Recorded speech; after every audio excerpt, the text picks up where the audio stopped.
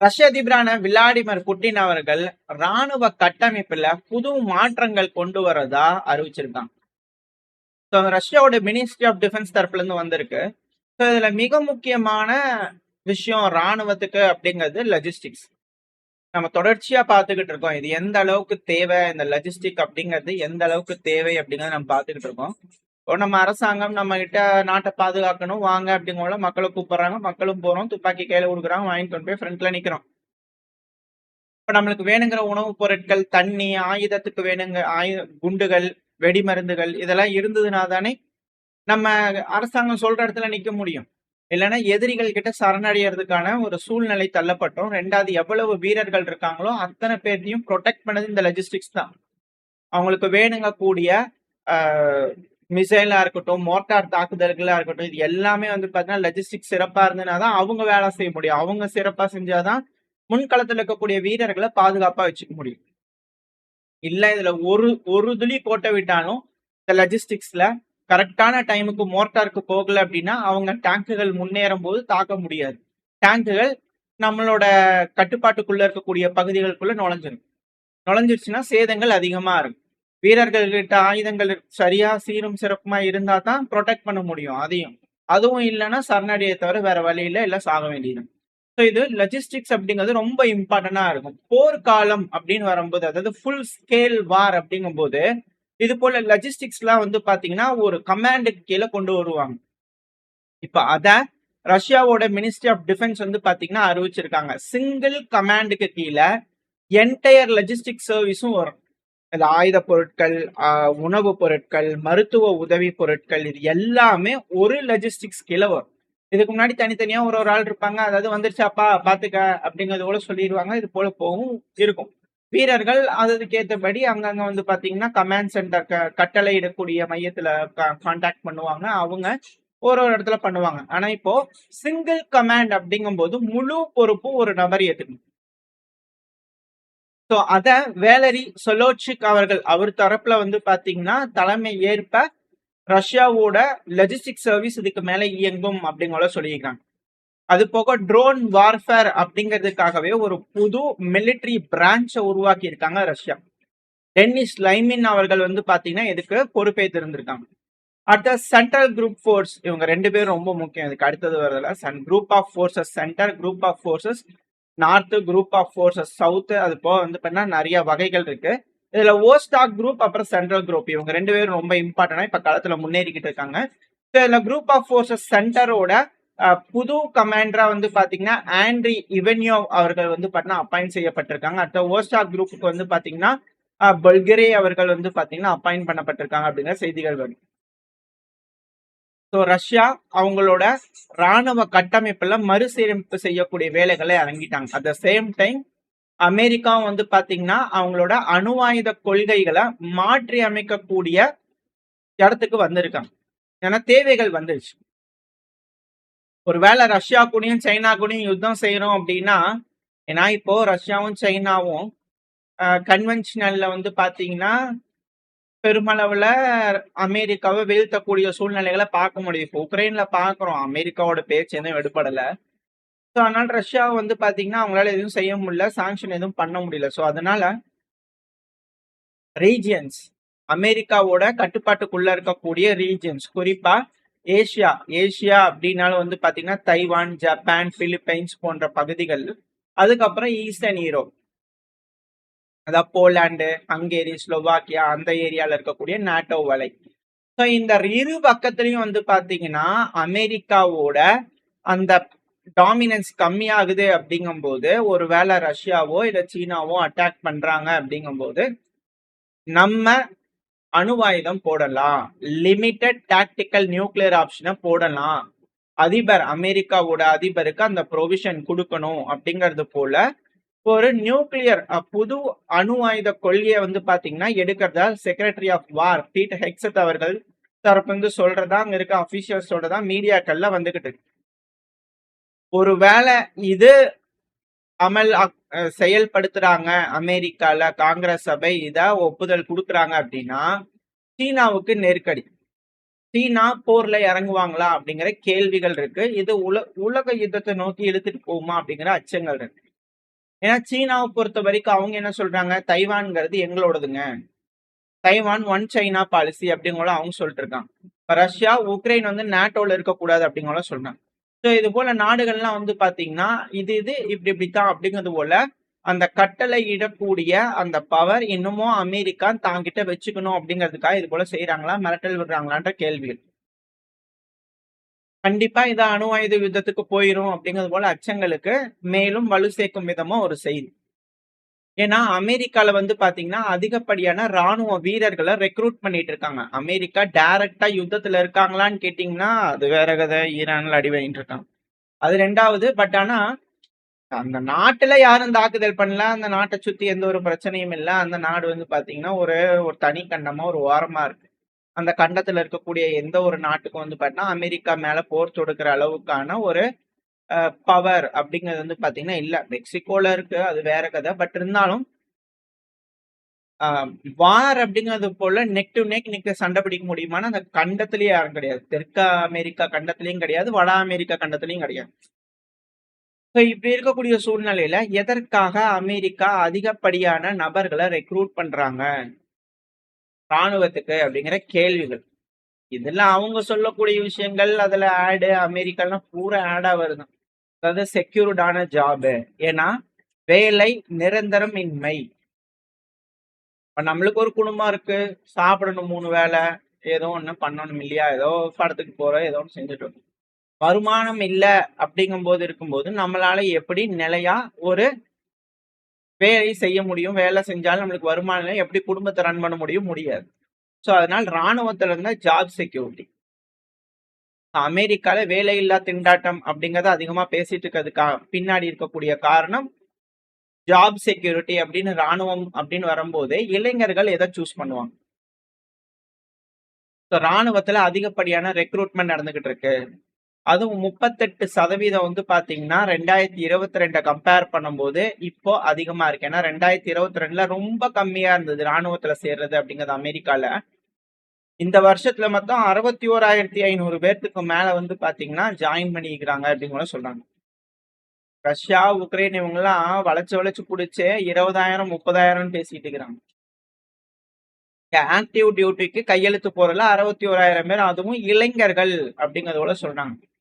So நாட்டுப்பற்று தேசப்பற்று அதெல்லாம் ரெண்டாவதா இருந்தாலும் ஜாப் செக்யூரிட்டி அப்படிங்கிற ஒரு விஷயத்துக்காக அதிகமா சேர்றாங்களா அப்படின்ற கேள்விகள் இருக்கு. பட் எது எப்படியா இருந்தாலும் அமெரிக்கா அதிகப்படியான ராணுவ வீரர்களை வந்து பார்த்தா ராணுவத்துல இணைக்கிறாங்க. பல நாடுகளும் ராணுவத்துல ஆட்கள் சேர்த்தக்கூடிய வகையில இறங்கியிருக்காங்க.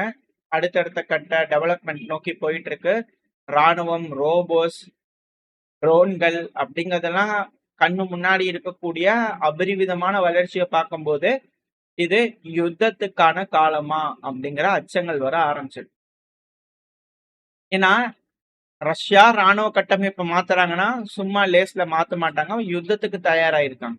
அதுதான் இதுக்கு பின்னாடி இருக்கக்கூடிய செய்தி. இப்ப அமெரிக்கா அவங்களோட ராணுவ அணு ஆயுத கொள்கையை மாத்துறாங்கன்னா அவங்களும் ரெடி ஆகுறாங்க அப்படிங்கிறதுக்கான மிரட்டல் விடுறாங்க அப்படிங்கிறதுக்கான ஒரு உதாரண செய்தி அப்படிங்கிற அனலிஸ்டோட கருத்துக்காங்க. ஏன் இப்ப ரஷ்யா ரெடி ஆகுறாங்க அப்படின்னா ஒரு ட்ரோன், அந்த ட்ரோன் ஆயுதமேந்திய ட்ரோனா உக்ரைனோட ஒரு விமானம் ஜெர்மனில இருக்கக்கூடிய லெப்சிக் அப்படின்ற ஒரு ஏர்போர்ட்ல வந்து பாத்தீங்கன்னா நின்றுட்டு இருக்கு. அதுக்கு பக்கத்துல ஒரு ட்ரோனை தடுத்து இருக்கும், அதுவும் எக்ஸ்ப்ளோசிவ்ஸ் இருக்கக்கூடிய ஒரு ட்ரோனை தடுத்திருக்கோம், வெடிமருந்து இருக்கக்கூடிய ட்ரோனை தடுத்திருக்கோம் இருக்காங்க. உக்ரைனோட ஆண்டனோவ் AN-124 அப்படிங்கிற கார்கோ விமானம் அது இப்போதைக்கு பறக்கல, சஸ்பெண்ட் பண்ணியிருக்காங்க. பட் அது அரைவல் ஆகும்போது வந்து பாத்தீங்கன்னா இது போல ஒரு ட்ரோன் இருந்தது. ஸோ இதுக்கு பின்னாடி ரஷ்யாவா அப்படின்ற கேள்விகள் வர ஆரம்பிச்சிருக்கு. ஸோ ஜெர்மனி ஆக்டிவா இன்வால்வ் ஆக ஆரம்பிச்சிருக்காங்க. ஸோ ஈஸ்டர்ன் உக்ரைன் ஈஸ்டர்ன் யூரோப்பை ப்ரொடெக்ட் பண்றதுக்கு அமெரிக்கா அணு ஆயுத கொள்கையில மாற்றம். இதே ஜெர்மனி ரஷ்யாவோட என்கேஜ் பண்றதுக்கான எல்லா வகையான ஃபீல்டையும் செட்டப் பண்ணிட்டு இருக்காங்க, ரஷ்யாவும் ரெடி ஆகிட்டு இருக்காங்க அப்படிங்கிறது போல இதுல இருந்து புரிஞ்சுக்கலாம். அதுக்கு மட்டும் இல்லாம ரஷ்யாக்குள்ள அதிகப்படியான எலிமினேஷன் அசாசினேஷன் அட்டெம்ப்ட் வந்து பார்த்தா நடக்குது. சிஇஓ ரஷ்யாவோட ட்ரோன் ப்ரொடக்ஷன் பிளான்ட்டோட சிஇஓ இருப்பார் இல்லையா, அவரோட கார் விளாடிமிர் தக்சுக் அவர்கள். ஸோ அவரு ட்ரோன்ஸா அப்படின்னு ஒரு கம்பெனி, பேர் கொஞ்சம் வரல, ரோன்ஸா வார்டு. அவர் வந்து பண்ணா எஃபிவி ட்ரோன்களை தயாரிக்கக்கூடிய நிறுவனத்தோட சிஇஓ. எங்க இருக்கு அப்படின்னா எக்கேந்திரன்ஸ்பர்க் இருக்கு இல்லையா, ஸோ அங்க இருக்கக்கூடிய ஒரு பிரபலமான ஒரு நபர், புட்டின் அவர்களால பாராட்டப்பட்ட ஒரு நபர்னு கூட வச்சுக்கலாம். ஸோ அவரோட மெர்சடிஸ் பென்ஸ் கார்ல வந்து பாத்தீங்கன்னா இருக்கும்போது அவரோட வில்லேஜ் போல்ஷ்கி அப்படிங்கிற ஒரு பகுதி, ஸோ அந்த இடத்துல அவர் கார்ல ஏறும்போது வெடிச்சிருக்கு. ஸோ இதனால அவர் உயிரிழக்கல, ரொம்ப சீரியஸான கண்டிஷன்ல இன்ஜூரி ஆயிருக்காரு. ஸோ அவரை ஹாஸ்பிட்டலைஸ் பண்ணியிருக்காங்க அப்படிங்கிற செய்திகள் வருது. So criminal case attempt murder வந்து பாத்தீங்கன்னா இதுல ஓப்பன் ஆயிருக்கு. இதுக்கு நேரா அவங்க உக்ரைனை தான் கையை காட்டுவாங்க. உக்ரைனை கையை காட்டுறாங்களா இல்ல யூரோப்பியன் யூனியன் நாடுகளை கையை காட்டுறாங்களான்னு தெரியல. அதாவது ஒரு கம்பெனி, இப்போ நீங்களே சொல்லுங்க, இப்போ எங்க ஊர்ல இருக்கிறாங்கன்னா ஒரு ஒரு ஊருக்கும் ஒரு ஒரு பொறுப்பு இருக்கு. இப்போ அதிகமா துணி தயாரிக்கிறாங்க அப்படின்னா துணி தயாரிக்கக்கூடிய நிறுவனங்கள் இருக்கும். ராணுவத்துக்கு துணி வேணும்னா கவர்மெண்ட் கேட்கறாங்கன்னா தயாரிச்சு கொடுப்பாங்க. இப்போ அந்த துணி தயாரிக்கக்கூடிய ஓனரை பிடிச்சி அடிச்சாங்க அப்படின்னா அது என்ன நின்றுமா அப்படிங்கிற போல கேள்விகள் இருக்கு. பட் இருந்தாலும் இது போல வேலைகள் வருது அப்படின்னா மிரட்டல். போர் சிவிலியன்ஸ்குள்ள போகுது, உயிரிழப்புகள் அப்படிங்கறது அதிகரிக்க ஆரம்பிச்சிருக்கு. ரஷ்யாக்குள்ளேயும் உயிரிழப்புகளோட கவுண்ட் அதிகரிக்க ஆரம்பிச்சிருக்கு. அட் த சேம் டைம் உக்ரைனுக்குள்ளேயும் தாக்குதலோட இழப்புகள்ல உயிரிழப்புகள் அதிகமாக ஆரம்பிச்சிருக்கு. ஏன்னா நேத்திக்கு தாக்குதல் பண்ணதுல குறைஞ்சது 15 நபர்கள் இறந்திருக்கலாம், 50 நபர்கள் காயமடைஞ்சிருக்காங்கன்றது போல உக்ரைன் தரப்புன்னு சொல்லியிருக்கிறாங்க. இதுவரைக்கும் இது போல செய்திகள் நம்ம பார்த்திருக்கோமா? இறப்பு அப்படிங்கிறது விரல் விட்டு எண்ணக்கூடிய அளவுல தான் இருக்கும். 2 பேர், ஒருத்தர், அதுவும் என்னைக்காவது ஒரு நாள் அசம்பாவிதங்கள் நடந்த மாதிரி இருந்துச்சு. ஆனா இப்போ கடந்த சில நாட்களா உயிரிழப்புகளோட விகிதம் இரு நாடுகள்லயும், ரஷ்யாக்குள்ளயும் சரி உக்ரைன்லயும் சரி அதிகரிச்சிருக்கு. காயமடையக்கூடிய விகிதமும் அதிகரிச்சிருக்கு. இதுல 24 இஸ்காந்தர் மிசைல், பெலிஸ்டிக் மிசைல வந்து பார்த்தா ரஷ்யா ஏவி இருக்காங்க. 115 ட்ரோன்களை ஏவி இருக்காங்க. 90 ட்ரோன்களை கிட்ட டவுன் பண்ணிக்கிறாங்க. ஆனா ரஷ்யா சொல்லக்கூடிய விஷயங்கள் என்ன அப்படின்னா எம்எல்பி, சைகா லாஜிஸ்டிக் சென்டர், லாங் ரேஞ்ச் யூஏவியோட ஸ்டோர் இருந்துச்சு, அதனால நாங்க அங்க அடிச்சோன்றாங்க. இது எல்லாமே வேர் ஹவுசஸ். எப்படி ரஷ்யாக்குள்ள வைல்ட் பெரிஸோ அதே போல இந்த வேர் ஹவுசஸை பயன்படுத்தி தான் உக்ரைன் அவங்களோட இன்டர்னல் டெலிவரி, அந்த இ காமர்ஸ் இருக்கு இல்லையா, ஸோ அதுக்காக இந்த இணையதளம் மூலயமா வர்த்தகம் செய்யக்கூடிய அந்த கம்பெனிஸ் யூஸ் பண்ணக்கூடிய வேர் ஹவுசஸ் மேல அட்டாக் பண்ணியிருக்காங்க. டிரான்ஸ் லாஜிஸ்டிக் அப்படிங்கிற ஒரு வேர் ஹவுசஸ், இங்க ராணுவ ஆயுதங்கள் இருந்தது அதனால அடிச்சோம் அப்படின்னு இருக்காங்க. அடுத்தது நோவோ போஸ்டா டெர்மினல்ஸ் மேல வந்து பாத்தீங்கன்னா அடிச்சிருக்காங்க, ராணுவத்துக்கான உதவி நடக்குதுன்னு சொல்லிட்டு. இதுல என்னன்னா நோவோ போஸ்டா கீவ்ல இருக்கக்கூடிய ஒரு டெர்மினல் அடிச்சிருக்காங்க. இங்க கிளஸ்டர் குண்டுகளை பயன்படுத்தி அடிச்சிருக்காங்க. கிளஸ்டர் குண்டுகள் அப்படிங்கிறது ரஷ்யா சிவிலியன் இன்ஃப்ராஸ்ட்ரக்சர் மேல பயன்படுத்தல. இந்த கிளஸ்டர் குண்டுகள்னா போர்க்களங்கள்ல பயன்படுத்திக்கிட்டு இருந்துச்சு. இப்ப இந்த கிளஸ்டர் குண்டுகள் வந்து பாத்தீங்கன்னா ரஷ்யா கீவுக்குள்ள பயன்படுத்துறாங்க. ஏன்? உக்ரைன் மிசைல்களை பீச்ல ஏவுறாங்க, ட்ரோன்களை பீச்ல மக்கள் விளையாடக்கூடிய பகுதிகளில் தாக்குதல் பண்றதுக்காக பயன்படுத்துறாங்க. அதனால இப்ப ரஷ்யா அதே போல கையில் எடுக்க ஆரம்பிச்சிருக்காங்க. கிளஸ்டர் குண்டுகளை வந்து பாத்தீங்கன்னா பயன்படுத்தி தாக்குதல் பண்ணியிருக்காங்க. இதனால உயிர் சேதங்கள் அதிகரிக்கும். நம்ம சேனல் இதுக்கு முன்னாடி பார்த்திருப்போம். இந்த கொத்து குண்டுகள் அப்படிங்கிறது வந்து பாத்தீங்கன்னா ஏன் பயன்படுத்தினாங்க, அதுவும் இந்த ஹிட்லர் காலத்துல வந்து பாத்தீங்கன்னா கொத்து குண்டுகள் இந்த பதுங்கு குழிகள்ல இருக்கக்கூடிய நபர்கள் மேல தாக்குதல் பண்றதுக்காக பயன்படுத்துறாங்க. ஏன்னா ஒரு குண்டு போய் வெடிக்குதுன்னா அதோட ரேடியஸ் அப்படிங்கிறது வந்து பாத்தீங்கன்னா கம்மியா இருக்கும். இதே கொத்து குண்டுகள் வான்ல இருந்து பறந்து போய் விழுகுதுன்னா பல இடங்கள்ல விழுந்திருக்கும். அது நம்ம கண்ணுக்கும் தெரியாது, எதுவும் தெரியாது. ஒரு எப்படி சொல்லலாம், பாதாம் கொட்டை இருக்கு இல்லையா, ஸோ அது போல குட்டி குட்டியா இருக்கும், அதை விடவும் சிறுசாதான் இருக்கும். அந்த பகுதியில போறோம், கால் படுது, மேல படுது, மரத்தோட இலைகள்லாம் இருக்கும், நம்ம போகும்போது மரத்துல சாஞ்சு நிக்கிறாங்க அப்படின்னா படும், வெடிக்கும். இது போல பல்வேறு சேதங்கள் இருக்கு. இந்த போர் நடக்கக்கூடிய காலம் மட்டும் இல்ல, போர் முடிஞ்சதுக்கு அப்புறம் மக்கள் நார்மலா அந்த பகுதியில யூஸ் பண்ணலாம் அப்படின்னு போகும்போது வெடிக்காத குண்டுகள் வெடிக்கும்.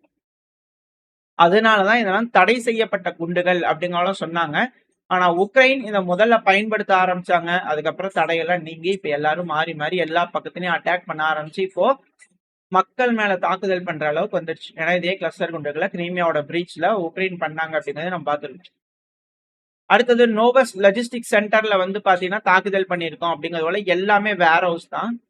ஸோ உக்ரைனோட வேர் ஹவுசஸ் எல்லாத்துலயும் வந்து பாத்தீங்கன்னா அடிச்சிருக்காங்க. அது கூடவே வந்து பாத்தீங்கன்னா ரெபன், ஐஸ் லாஜிஸ்டிக், இந்த சில்போ சில்போ ஃபுட் அப்படிங்கிற ஒரு வேர் ஹவுஸ், இது எல்லாத்துலயுமே வந்து பாத்தீங்கன்னா அடிச்சிருக்காங்க ரஷ்யா. ரோஸ்டெக்கா வேர் ஹவுஸ், இங்க எல்லாமே ஆயுதங்கள் இருந்துச்சு அப்படிங்கிறது போல. ஸோ கீவ் ரீஜன்ல இருக்கக்கூடிய வேர் ஹவுசஸ்ல அதிகமான இழப்புகள் ஏற்பட்டிருக்கு அப்படின்னு சொல்றாங்க. ஸோ உக்ரைனோட கேபிட்டலான கீவுக்கு இது ஒரு நைட் மேர் அட்டாக் அப்படிங்கிறத பல அனலிஸ்ட் தரப்புன்னு சொல்லியிருக்காங்க. எது கெட்ட கனவுன்னு நினைச்சு இத்தனை நாளா பயந்துகிட்டு இருந்தாங்களோ அது இன்னைக்கு நடக்க ஆரம்பிச்சிருக்கு. அவங்களோட வானை பாதுகாக்கிறதுக்கு எந்த ஒரு ஏர் டிஃபென்ஸ் சிஸ்டமும் இல்ல. இந்த டைம்ல கிளஸ்டர் குண்டுகளை ஹியூஜா ரஷ்யா பயன்படுத்துறாங்க, அதுவும் வேர் ஹவுசஸ் மேல. இதை தடுக்க முடியுமானா இல்ல. அதுவும் கீவ்ல இருக்கக்கூடிய வேர் ஹவுஸ்ல தாக்குதல் பண்ணதுக்கே 3 நபர்கள் இறந்துட்டாங்க, 8 நபர்கள் காயமடைஞ்சிருக்காங்கன்ற செய்திகள் வருது. ஸோ உயிரிழப்புகள் டைமாக இன்க்ரீஸ் ஆயிட்டு இருக்கு அப்படிங்கிற செய்திகள். At the same time Russia ஜிரான் ட்ரோன்களை உக்ரைனோட கார்கோ கப்பல்கள் மேல தொடர்ச்சியா தாக்குதல் பண்ணிக்கிட்டே இருக்காங்க. திரும்பவும் 3 கார்கோ கப்பல்கள் மேல ரஷ்யா அடிச்சிருக்காங்க. இது எல்லாமே உக்ரைனுக்கு ராணுவ உதவி கொடுக்கறதுக்காக வந்துச்சு அப்படின்னு ரஷ்யா சொன்னாலும் உக்ரைன் ஏற்றுமதி இறக்குமதியை கம்ப்ளீட்டா நிப்பாட்டக்கூடிய ஒரு சூழ்நிலைக்கு வந்திருக்காங்க. இது உக்ரைனுக்கு மேலும் இக்கட்டான ஒரு சூழ்நிலை. முற்றிலும் போர் சூழல், போர் மேகம் சூழ்ந்திருக்கு உக்ரைன்ல. ஜெர்மனி ஒன்ஸ் ப்ரிப்பேர் ஆகுறாங்க, ரஷ்யா சீரமைப்பு பண்றாங்க. உக்ரைன் தீவிரமான தாக்குதல் ரஷ்யாக்குள்ள பண்றாங்க. அமெரிக்கா அவங்களோட அணு ஆயுத கொள்கையை மாற்றி அமைச்சிருக்காங்க. நம்ம சொன்ன மாதிரி ஜூன், ஜூலை, ஆகஸ்ட் அப்படிங்கும் போது வந்து பாத்தீங்கன்னா எஸ்கலேஷன்ங்கிறது வீரியம் அடையும் அப்படிங்கிறது போல ஆகஸ்ட்ங்கும் போது இந்த அளவுக்கான வந்திருக்கு. செப்டம்பர் அப்படிங்கும் போது எந்த அளவுக்கான எஸ்கலேஷன் இருக்கும் அப்படிங்கிறது போல அச்சங்களா இருக்கு. அது போல எதுவும் இல்லாம உலக தலைவர்கள் அமைதியா பேசி பிரச்சனையை முடிச்சுக்குவாங்கன்ற நம்பிக்கையில இந்த பையனா முடிச்சுக்கலாம். ஓரளவுக்கான தகவல் இந்த பையில பார்த்திருப்போம். இந்த தகவல் பயனுள்ளதா இருந்துச்சுன்னா லைக் பண்ணிட்டு உங்க ஃப்ரெண்ட்ஸ் அண்ட் ஃபேமிலியோட ஷேர் பண்ணிக்கோங்க. அது கூட மறக்காம நம்ம சேனலும் சப்ஸ்கிரைப் பண்ணலாம். மறக்காம சப்ஸ்கிரைப் பண்ணிட்டு உங்களோட கருத்துக்களை கமெண்ட் செக்ஷன் சொல்லுங்க. இந்த பதிவு நல்லா இருக்குன்ற நம்பிக்கையில் அடுத்த பேர் உங்களை சந்திக்கிறேன். Very stay safe. பை.